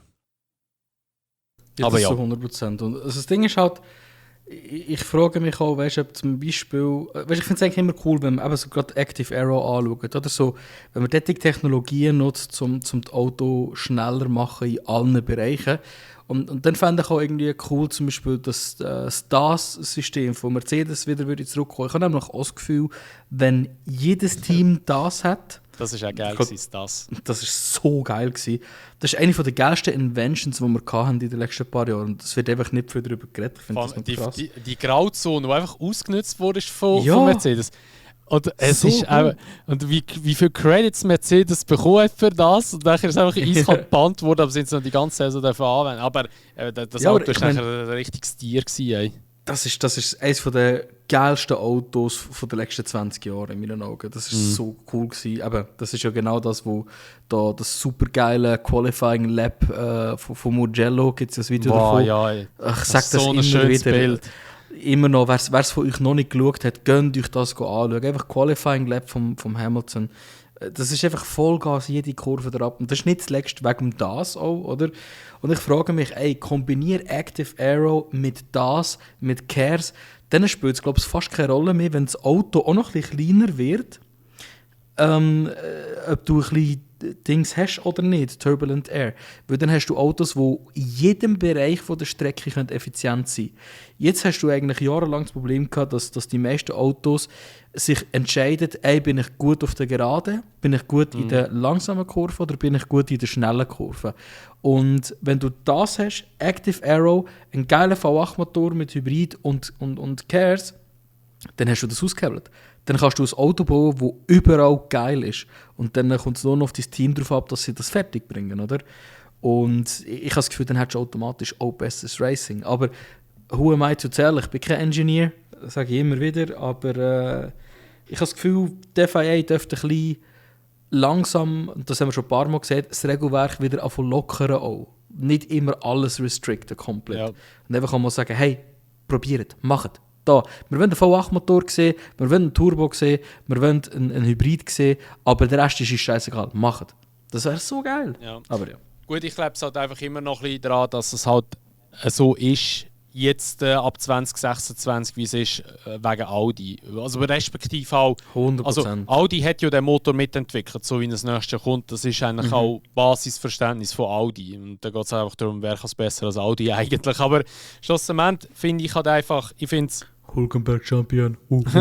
Ich finde es halt einfach, wie soll ich sagen, ich finde es halt ein bisschen schade, dass du das machst als Formel 1, als Veranstalter oder als FIA, nur dass du einen weiteren Autohersteller in die Formel 1 hineinbringst.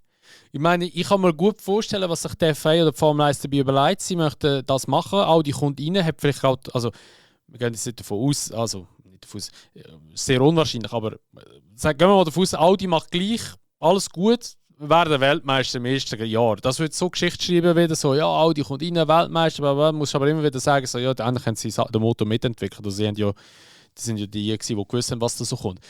Aber ich finde das eben ein bisschen schade, dass Blöds die Formel 1 und die FIA die Hose runterlassen, um so Leute reinzuzahlen. Also jetzt auf, nicht falsch verstehen, jetzt das, weil sich alle denken so, oh geil. aber weißt du, wie ich meine, oder? Es ist halt einfach, ich finde es ein bisschen schade, weil ich glaube einfach halt, wenn jetzt bei der Rallye zum Beispiel schaust, der Rallye fährt ja jetzt nicht mehr mit Hybrideinheiten, die haben sie rausgerührt. Weißt du, die gehen jetzt nur noch auf voll synthetisches Benzin und fetzen einfach Motoren drin und gut ist, aber die fahren nicht mit Hybrideinheiten um. Und darum finde ich das ein bisschen schade, dass die Formel 1 immer noch ein bisschen auf dem Hybrid hängen bleibt und alles drum und dran. Eben, klar, wie gesagt, wenn es ein V8-Hybrid ist, ist okay. Wenn die Batterieunterstützung da ist, ein bisschen, ist okay.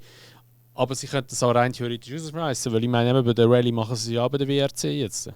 Ja, absolut. Und Rallye ist wirklich ein super Beispiel. Ey, look, ist gut und recht gewesen, hat man es probiert. Okay, na gut, Rallye ist schon noch mal ein bisschen anders und man muss auch sehen, dass natürlich einfach rein von der Energieübermittlung ein Elektromotor auf einem Schotter nicht ganz so geil ist wie auf einem Asphalt. Oder? Von dem her ist das sicher auch ein riesen Punkt, weil sehr viele Rallye sind halt auf Schnee, auf Schotter, auf was auch immer. Aber nicht zuletzt eben, ist die Entscheidung ganz bewusst gewesen. Nicht nur wegen jetzt dem Punkt, sondern halt auch einfach, ey, der Racing-Spaß, ein lauter Motor, es ist einfach geiler, oder? Und wieso macht FIA, die sind ja auch die Chefs von WRC, die haben das ja auch schon länger aufgenommen eigentlich. Wieso können sie das dort entscheiden und bei der Formel 1 nicht? Die Formel 1 ist ja anscheinend der Pinnacle of Motorsport. Und dasselbe gilt für mich auch für das andere Beispiel, der Porsche Supercup, wo schon seit Jahren mit Synthetic Fuels fährt. Und man hat keine Probleme damit. Es gibt keine grossen Geschichten, dass irgendwie die Motoren nicht gut haben oder weiss doch auch nicht was. Ich meine, sorry, jedes Formel 1-Team hat ein Öl- oder Lubricant-Fabrikant im Nacken, der ihnen hilft, das bestmögliche Benzin für ihr Auto zu machen und die bestmögliche Öl für ihre Autos zu verwenden. Also wieso sollten es diese riesen Firmen nicht schaffen, auch ein richtig gutes synthetisches Fuel zu machen? Egal wie fucking teuer das es nachher ist, ey, du tust das halt einfach aus der Cost Cap rausnehmen. Formel 1 verdient sowieso genug Geld, ja, dann könnt ihr die so auch etwas dran zahlen. Sorry, also, ja. Ja, ich verstehe es auch nicht. Synthetisches Fuel ist für mich der einzige Weg zu gehen und dann wieder einen schönen V8, V12 hineinfetzen, was auch immer. Ja. Das wär wirklich ein Träumchen. Aber ja, jetzt sind wir hart abgedriftet. Es ist halt das passionate Thema von uns. Also vor allem eben so das Motorzeug alles und so, das ist halt auch schon etwas, was uns wirklich mega beschäftigt, alles, was uns mitreißt. Ja, jedenfalls eben, beide McLaren-Fahrer sind disqualifiziert worden, durch das sind eigentlich alle Fahrer eins vorgerutscht. Somit ist dann der George auf Platz 2 und der Kimi Antonelli ist auf Platz 3 gekommen. Der Leclerc auf Platz 4, Sainz 5, Hadjar 6, Hülkenberg 7 und Hamilton 8. Ocon und Berman hatten nachher Double Points für Haas geholt, noch mit 9 und 10. Genau. Dann nachher, nach dem Rennen hat es dann einen Tag, 2 später, hat es nachher auch wieder wilde Spekulationen gegeben. Es hat dann nachher so Gerüchte gegeben aus der Aston Martin Hütte raus, dass der Teamchef, der genau weiss, wie er heißt, danke dir, weil ich weiß es wieder nicht, dass der soll ersetzt werden durch einen neuen Teamchef und im Raum innen sind gestanden der Christian Horner und dann nachher und dann nachher hat es noch den Andreas Seidel gegeben und auch noch den Mattia Binotto.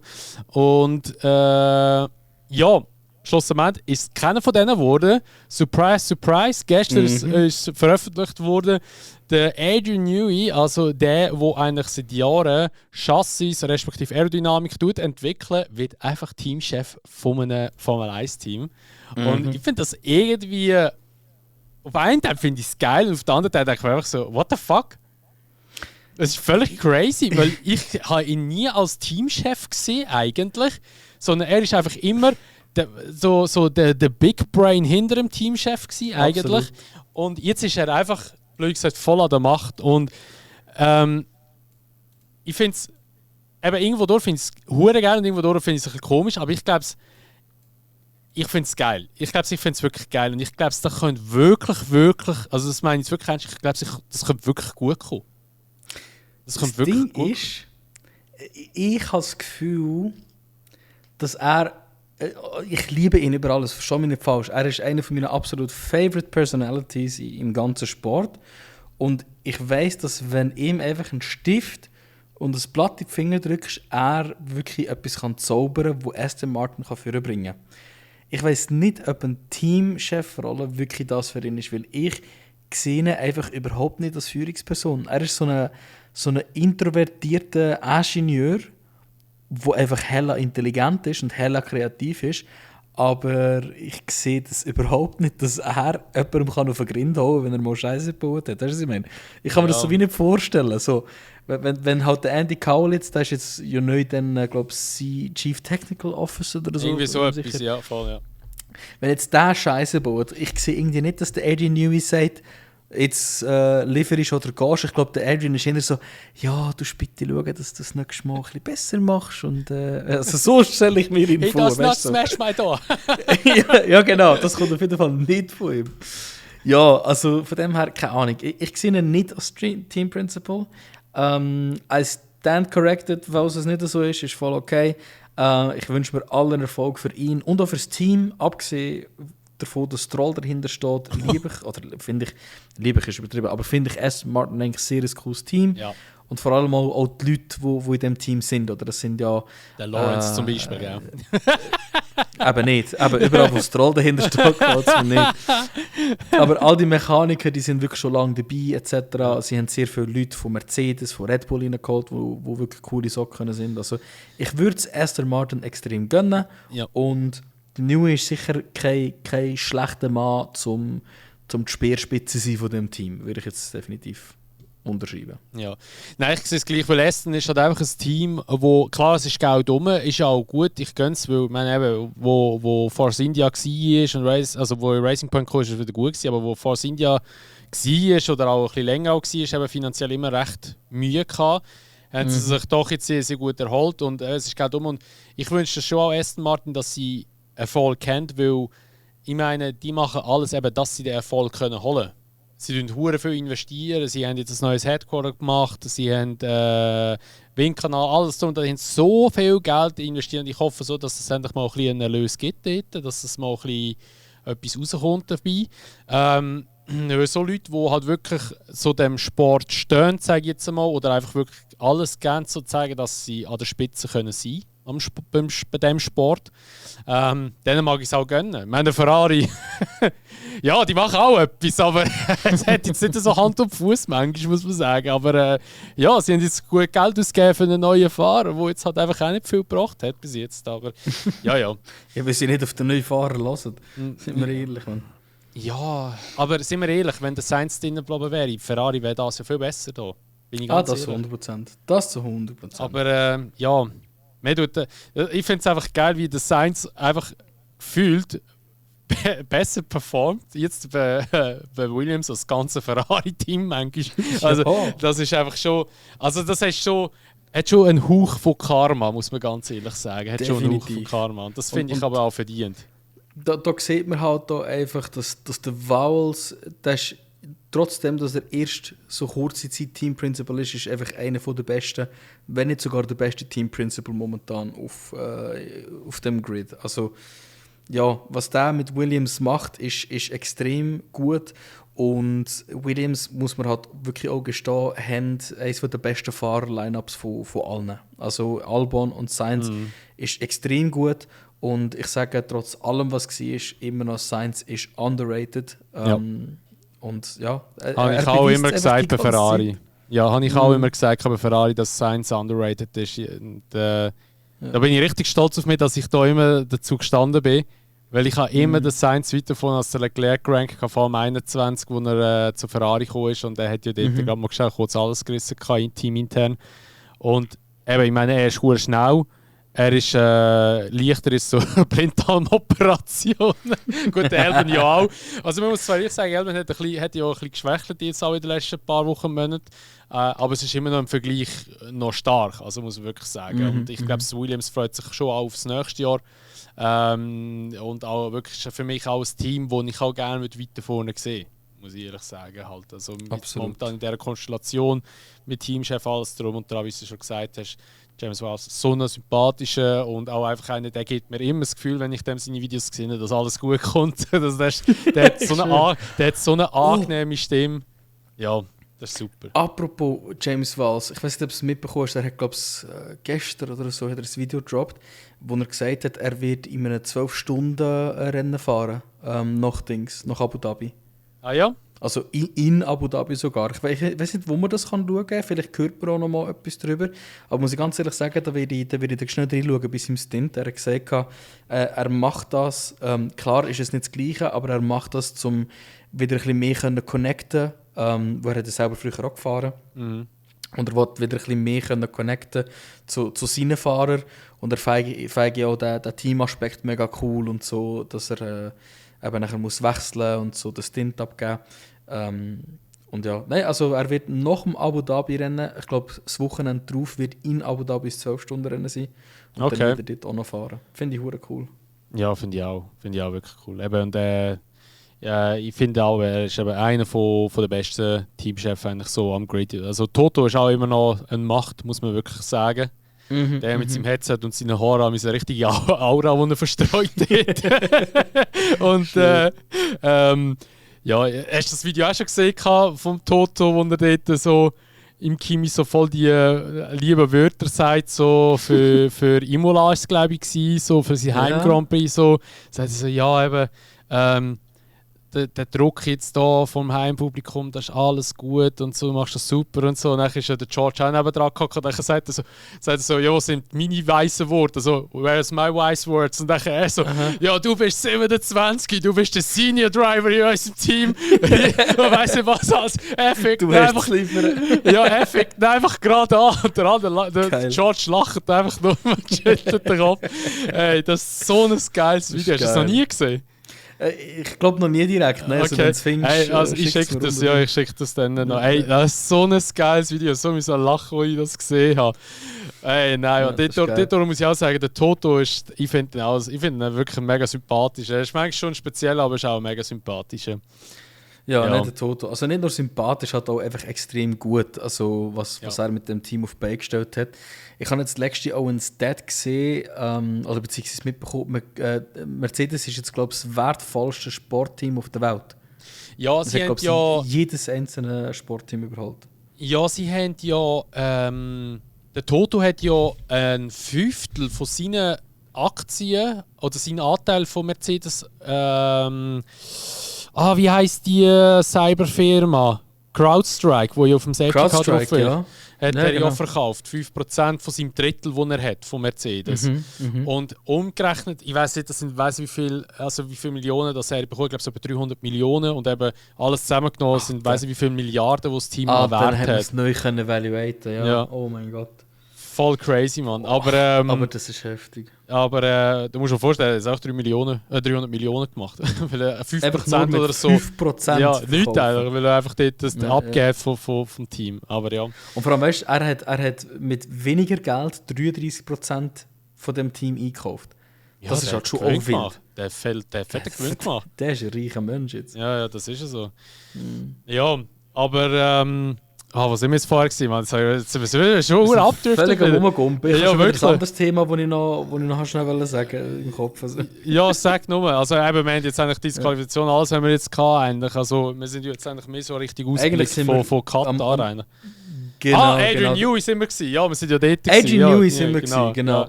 Ich kann nur noch schnell reinfetzen von wegen Off-Track, coole Momente. Das mit dem Verstappen und dem Kimi ist so cool gewesen. Wo der Verstappen ihn gefragt hat, ey, welchen Platz bist du? Nachher sagt er, ja, 4. Und er so, 4? Das ist richtig, richtig cool. Aber ja, das habe ich noch schnell am Rand noch reinhauen. Ja, da finde ich auch eine coole Sache, dass sich eigentlich der Verstappen so gut mit den Rookies versteht. Also ich glaube, er hat es niemandem böse. Also ich finde das richtig geil. Selbst mit dem Russell. Er hat ja, mit dem Russell ist er ja das Dings auf dem Auto drauf gehackt. In Sao Paulo.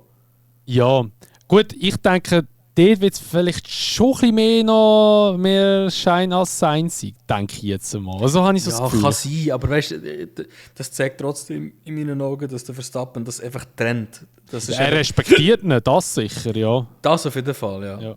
100%. Und das finde ich schon auch wichtig und das finde ich auch gut.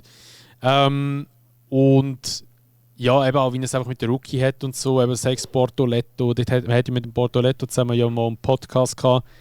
Dort ist ja auch zum Beispiel auch gefragt worden, wenn du dich müsstest entscheiden zwischen Kart und Simracing, was würdest du eher empfehlen? Und er hat zuerst sagen, ja beides. Und dann hat der andere gesagt, der ihn gefragt hat, du kannst ja nur auf eins entscheiden. Und er hat gesagt, Simracing.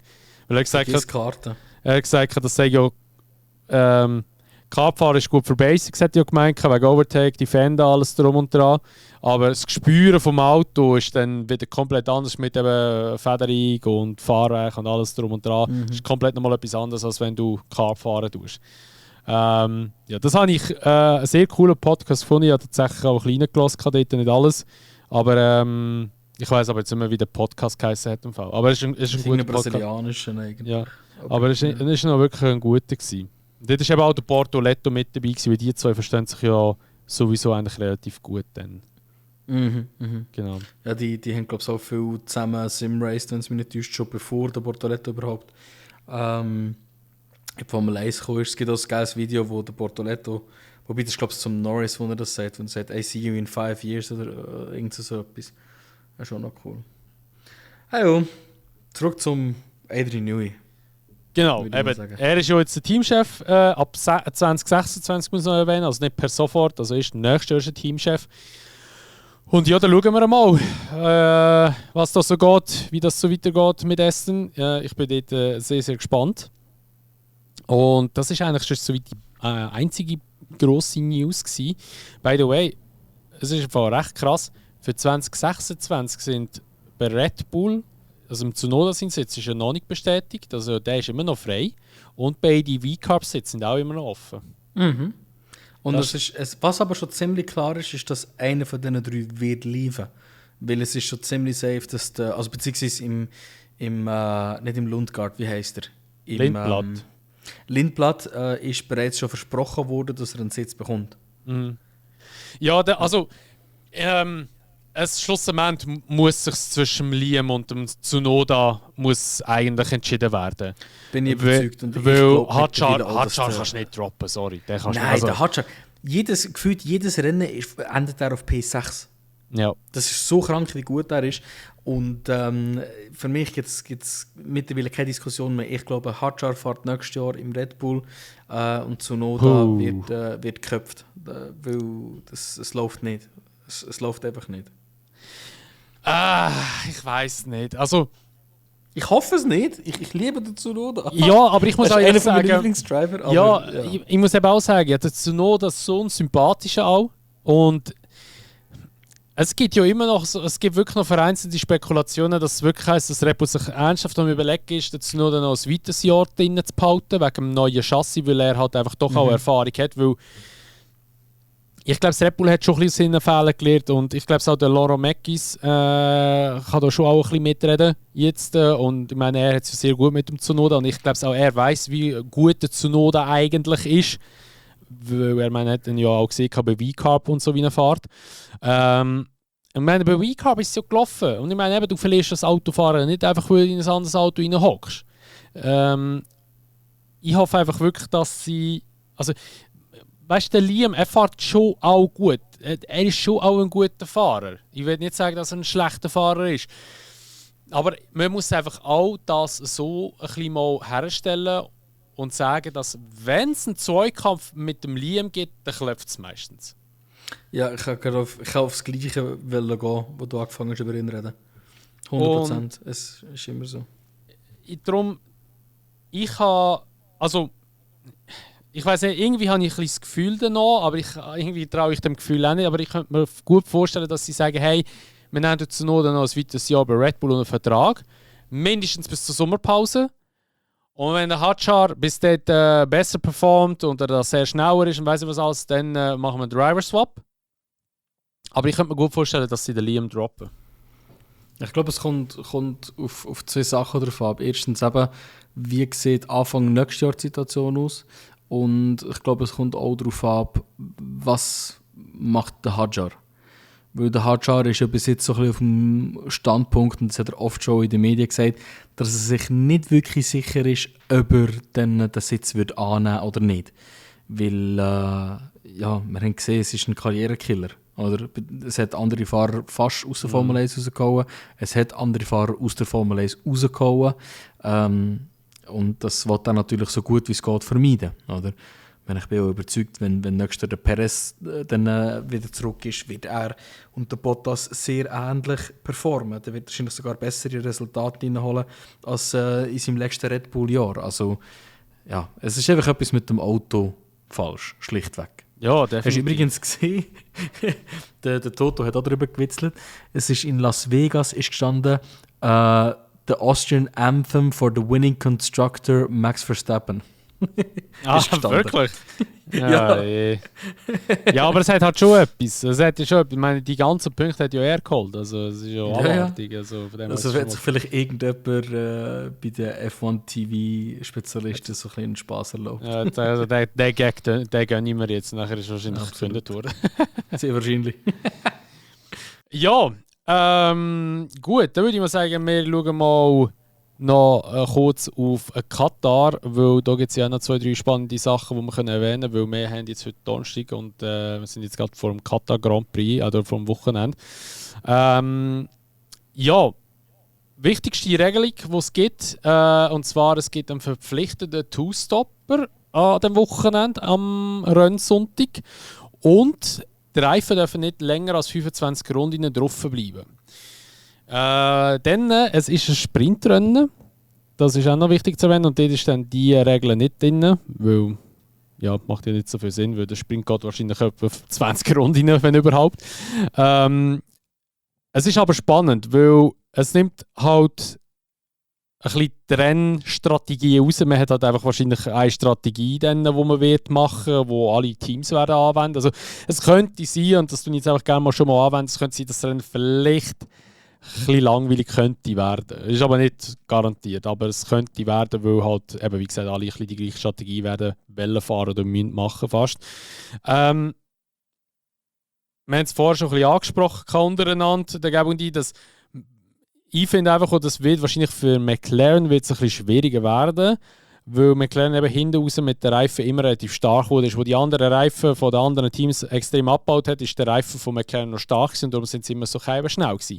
Und das gibt es wie jetzt nicht. Also die haben eigentlich 25 Runden, wo sie eigentlich immer voll im Push sein und den Reifen wirklich ein bisschen dran nehmen. Und sie müssen eigentlich nur schauen, dass sie nicht überfahren oder nicht überhitzen. Und das gibt natürlich die Möglichkeit, einem Max oder halt auch einfach anderen Teams da ein bisschen mehr mitmischen. Für die WM natürlich ist es spannend. Für McLaren selber ist es ein bisschen scheiße oder halt einfach ein bisschen, so sage ich, ein bisschen Dreck am Stecken für das Wochenende. Weil eigentlich, McLaren hat ja schon gesagt, ja, Katar ist eine Strecke, die für uns ist, die liegt uns, das ist eine gute Strecke und sie haben ja sehr schnell das Auto. Und McLaren ist sicher ein Team, wo man muss damit rechnen, dass sie vorne werden mitfahren, aber halt eben auch einen Max Verstappen dürfen wir wieder nicht abschreiben für das kommende Wochenende. Ja, definitiv nicht. Also ich sehe grundsätzlich schon eigentlich den McLaren im Vorteil, respektive Katar ist halt einfach genau so eine Strecke, die im McLaren liegen sollte. Aber wie du halt auch sagst, sie können natürlich den Vorteil, den sie durchs Reifenflüstern haben, nicht ausnutzen. Und das wird natürlich dementsprechend schon einen Einfluss haben. Das Wochenende ist für mich aber komplett offen, weil Piastri ist eigentlich jemand, der sehr gut war in Katar. Der Verstappen hat bis jetzt noch nicht sehr viele gute Resultate gehabt. in Katar. Also es kann halt wirklich so ein bisschen alles passieren. Und eins von denen alles, was passieren kann, könnte tatsächlich, das haben jetzt schon ein paar Leute ausgerechnet, ein paar bekannte Influencer haben darüber geredet. Es könnte effektiv passieren, dass wir Punkte gleich 3,91, 3,91 und 3,91 Punkte bei Norris, Piastri und Verstappen könnten haben. Wenn ich es richtig in Erinnerung habe, müsste das so passieren, dass der Norris nur 1 Punkt bekommt. Das heisst P8 in einem Sprint oder P10 im Rennen.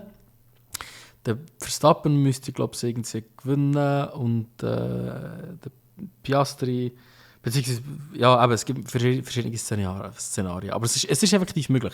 Es könnte wirklich passieren, dass wir alle Punkte gleich könnte ins letzte Dings gehen.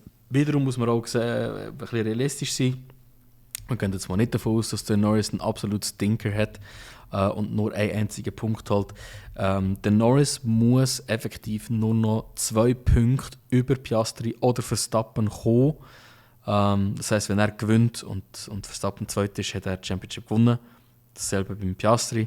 Von dem her, es ist für einen Norris ist es schon wirklich nicht mehr viel Arbeit, die er erledigen muss. Und wenn wir ein bisschen realistisch sind, müssen wir eigentlich mit dem Mindset hineingehen, dass der Norris wahrscheinlich wird Championship gewinnen in Katar. Nein. Was?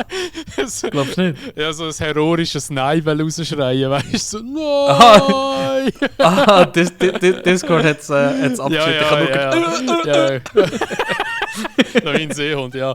Nein, also ich sage auch eben, also es muss viel Scheiße laufen bei McLaren, respektive vom Norris, dass er die Championship nicht gewinnt. Also ich wünsche mir wirklich, also ja, der Gabo weiss jetzt ein bisschen mehr Background-Story als ihr, aber ich wünsche mir persönlich wirklich, dass es dass die WM ist in Abu Dhabi entschieden wird. Das wäre einfach viel, viel spannender, das wäre viel, viel geiler wieder zum Zuschauen. Ich weiss auch, wie ich nervös war auf das scheiß Rennen 21 mit Hamilton und Max. Das war so geil gewesen. Haben wir das nicht live zusammen Das haben wir live geschaut, ja, dort haben wir auch nochmal geschraubt. Ich habe mir die Seele abgeschraubt, ja. Ich habe gerannt. Dann, aber das Rennen war auch hure spannend gewesen, weil der Perez, was der alles gerissen hat. Noch, also dort ist auch...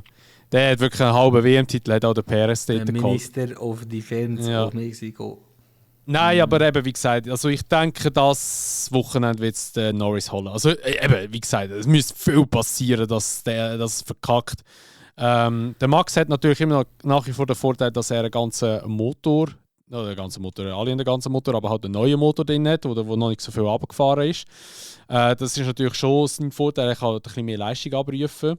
Aber ja, ich weiß nicht. Ich wünschte mir persönlich, dass es bis auf Abu Dhabi geht, aber die Realität wird wahrscheinlich nicht so sein.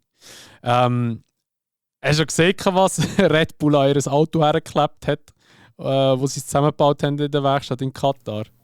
Nein. Und so eine, was ist das, bei A4 würde ich sagen, Zettel ausgedruckt, wo drauf steht, it's the same as last week. So geil. Dass sie keine Updates gebracht haben. So geil. Finde ich aber super. Ich bin übrigens gerade noch, oder mein ChatGPT ist gerade noch am Ausrechnen, wenn jetzt der Verstappen würde gewinnen und der Norris P2, das ist für mich so ein bisschen auch eines der absolut likely Szenarios, dann müsste in Abu Dhabi maximal so immer noch 16 Punkte für Norris. Also wenn ich es richtig sehe, müsste Norris dann noch 16 Punkte holen. Ah nein, hey, ich weiß nicht, ob das bei dir ChatGPT auch macht, aber ChatGPT rechnet bei mir immer noch den Punkt für die schnellste Runde mit. Ich muss ihm immer wieder sagen, dass die Regel nicht mehr zählt. Okay. Aber dementsprechend wären es wahrscheinlich 17 Punkte, die der Norris noch müsste holen in Abu Dhabi. Und auch das, sind wir ehrlich, ist absolut realistisch, dann, wenn es jetzt umgekehrt würde passieren. Ja, also eben, die Karte liegt immer noch bei ihm. Also eben, ich meine, da müsste er wirklich viel vergamen oder viel verkacken, dass er jetzt da nicht mehr Championship wird holen. Ja, auf einen Teil finde ich es irgendwie schade, weil eben der Piastri hat die ganze Season eigentlich so dominiert, ist so gut gefahren und irgendwie einfach am Schluss geht er so ab und ja, der Norris fährt halt auch auf seinem guten Niveau weiter. Aber ja, so ist halt manchmal Motorsport. Der Repost habe ich gleich gefühlt, wo der Piastri gemacht hat. Es wird wahrscheinlich auch ein bisschen etwas Wahres dran sein. Und ja, sind wir gespannt auf Katar. Ist, wie gesagt, jetzt wieder ein Nachtrennen dort, respektive, falls ihr gerade Zeit möchtet wissen, wenn da alles losgeht, weil ich es nämlich gerade auf dem Schirm. Das erste Training ist um 2:30 am Freitag, das zweite, es ist ein Sprint Qualifying, dann ist um 6:30 oben. Dann nachher am Samstag am 3 haben wir den Sprint. Und dann das Qualifying ist am 7 oben und das Rennen ist dann am 5 oben am Sonntag. Endlich Ja. wieder am Oberrennen. Oberrennen, ja genau. Ja, schauen wir mal, was passiert. Ich freue mich sehr darauf. Irgendwie finde ich schade, auch, dass die WM jetzt vorbeigeht, weil ich denke so, oder ich würde es gleich noch gerne sehen, wie der Max mal weiter so auffällt, weil einerseits der Meme zu lieb, weil die Memes sind auch geil von Max die ganze Zeit, die kommen. Und andererseits auch natürlich, weil es sehr spannend ist, so, aber eben irgendwann geht das auch zu Ende. Wir müssen ja Gott sei Dank, also für uns ist es ja gut, wir müssen nicht lange warten, bis es wieder losgeht, weil Ende Januar sind ja schon die ersten Wintertests mit den 26. In 2 Monaten geht es schon wieder Ja, los. aber das ist ja noch ausgeschlossen von den Medien und alles. Also das ist Ja, wirklich interne Tests, das ist ja so lächerlich wieder. Die richtigen Wintertests in Bahrain gehen ja dann nachher Mitte Februar los. Ja, aber es geht definitiv früher los wieder alles und ich freue mich drauf. Und ja, mal schauen, was jetzt die nächsten 2 Wochen noch passiert, respektive diese Woche und nächste Wochenende. Dann ist ja fertig. Und ja, ich glaube, sonst haben wir alles angesprochen jetzt, oder? Oder müssen wir noch irgendetwas erwähnen? Okay, gut, das klingt so, als wäre alles. Dann würde ich mal sagen, was es war mit der heutigen Episode vom Unsafe Release. Wir bedanken uns wieder recht herzlich, dass ihr die ganze Episode hoffentlich angelassen habt. Und falls ihr jetzt das gelassen habt zum Einschlafen, wünschen wir euch eine gute Nacht. Und den anderen wünschen wir natürlich ein schönes Tag und dann hören wir uns wieder in der nächsten Episode vom Unsafe Release.